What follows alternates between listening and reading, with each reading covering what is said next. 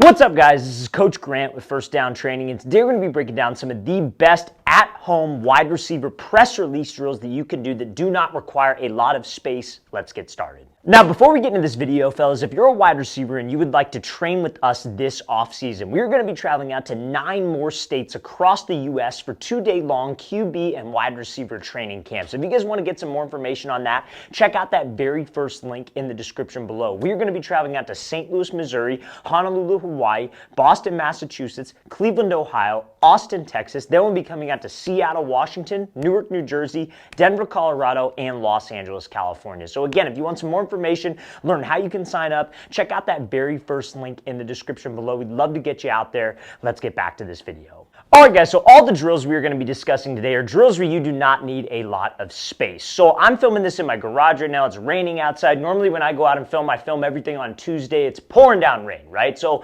I got to still make a video for you guys. You guys can still get the work in when the weather is not the best, when you don't have a field to get out to, and that's what all of these drills are going to help you with, specifically for your press release. So this first release we're going to be talking about is going to be a slide release. So what is a slide release first? So I'm going to explain the release that we're working on, the technique behind it, and then I will get into the drill that you guys are going to do. So a slide release is something you can use if you got a guy who's inside shade press. That's the only time we really like this slide, maybe sometimes in head up, but there's 2 ways that you can do a slide release. So let's say, for example, a DB's lined up inside shade. What's his goal when he's inside shade? To protect the inside. He doesn't want to give up the slant, doesn't want to give up the post. He's trying to force you to the sideline. So a lot of times DBs are taught to keep that leverage, they're taught to keep that leverage. So when they see a wide receiver slide to the outside, DB coaches will teach, when you see that slide, sit to the inside. Expect him to try to do a move and cut back underneath on a slant. That's exactly what we want, because I could use something called a slide and go release, where you come off the ball, you slide, and then you just take off and go run a fade, right? Now maybe we do that a couple times, and maybe I get that deep, maybe I beat him, maybe I'm doing it even when I don't have the ball thrown to me, or I'm not even a part of the play, I'm backside. So now I got to run a slant. This DB commits, I hit him with a move, and then I go run a slant. So that's what this drill is going to be working on. It's going to be working on the slide that is going to help you gain ground. Honestly, fellas, in this ground, there's maybe 10 yards of space, not a lot of space, but you could still work on this technique. So when you guys do that slide release and you have that DB who's inside shade, the mistake guys will make, like let's say for example, he's inside shade where this yellow hurdle is, and I gotta do this slide. The mistake a lot of guys will make is, let's say we're going slide and go. They'll slide, but they'll go flat. And that DB will sit, then they try to take off, and that DB just takes the angle and cuts them off. So we have to be able to attack vertically and get off my platform when I do that slide. So 2 hurdles are going to set up. You do this with cones, you do this with tennis shoes. You don't need hurdles. It's just that's what I have. So we got a hurdle here and a hurdle here, maybe about 2 yards at a 45-degree angle. So all we're going to be doing is working on my slide. So you're going to get a go call from a partner. Right foot's going to be up. We're going to slide and try to square up this hurdle to try to get off of that platform, to work like a DB's inside shade. We want to threaten him vertical and then be able to take off on this route. Now, to gain some ground on this slide, what you have to do is this back foot, you want to use that as like I call it a kick step. It's where you kick it slightly behind your front foot. It loads your hips up to allow you to slide off of that platform to get off the blocks. Some people use a prep step. A prep step is where your front foot, you jab, and you push off of the front foot to gain some ground. But we're mainly just working on the distance of that slide and you getting off the ball with that kick or with that prep step.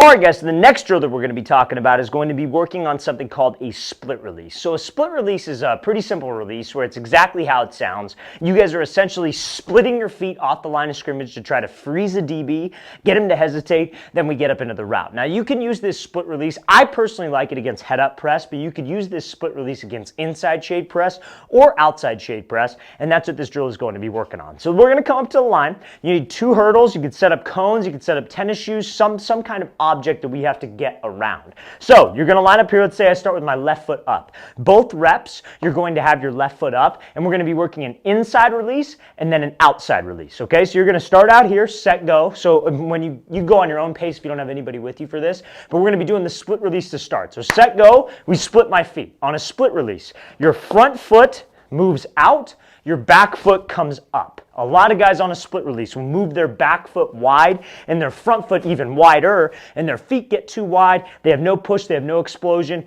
and they can be off balance. We want my feet to be slightly outside of my shoulders. Front foot goes out, back foot comes up. So now, as soon as you get to here, we are going to push off of my right foot, and I'm going to try to get around this hurdle. Then you're going to switch your feet. You're going to have your left foot up again, we split again, and then we're going to take an outside release around the hurdle to the outside. So it's going to work an inside release off a split and an outside release off a split. So this is a great drill to work on your split release, maybe some reaction element to that split release, but make sure, fellas, we come to balance, we have the right technique, we're not popping straight up, and we're not rushing through it and not getting to that full split. Both feet hit the ground at the same time, and we work on that stack. Easy drill to work on that split without a lot of space.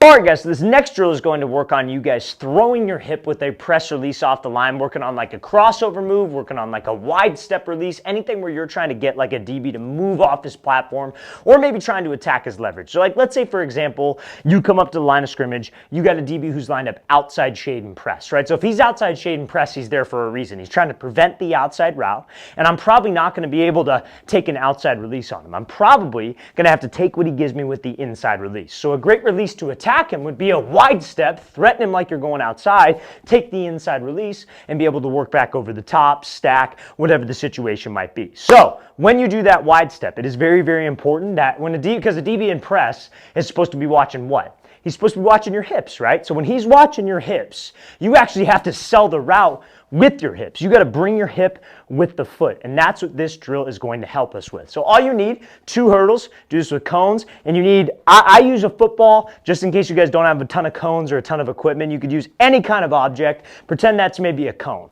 So all you're doing, over the 2 hurdles, you're going to be on your right foot. All we're doing is we're hopping once, hop twice, and then when you land, as soon as you land with that right foot, you are going to push off of it, throw your hip, throw a cut to this cone, and then burst off and give like a nice little jog depending on how much space you have. So this is a great drill to work on you guys pushing to be able to throw your hip. Just like on a crossover move off the line. And I'm going to show you how this drill is going to look full speed. But just like a crossover move off the line, you don't go real big and then try to throw to the inside. You take a quick first step and try to push off of that, and the second step is what sells. That's what this works on. When you guys are hopping and you land, this foot has to be inside of your frame. You can't land wide. It has to be inside your frame so I could push and get more out of this cut. I'm going to show you how this is going to look full speed. All right, guys, so this next drill that we're going to be talking about is going to work on your guys' shoulder dip and your restack at the top of the brick. So like, let's say, for example, we're going to be using that split release since it's a release that we already worked in this video. But let's say you could do this honestly on any release. But let's say, for example, you have a DB, he's head up press, and you hit him with this split release, maybe give a little jab to the outside, he jumps, and you want to try to take the inside release. This DB's recovery, when you get him to jump out wide, is he's going to try to well, like, obviously he's going, all you have to really worry about beating when it comes to the DB's hands is his inside hand, because we're taking an inside release. So let's say we swat his hand, maybe we dip my shoulder, I rip up, whatever it might be, his recovery hand is his left hand.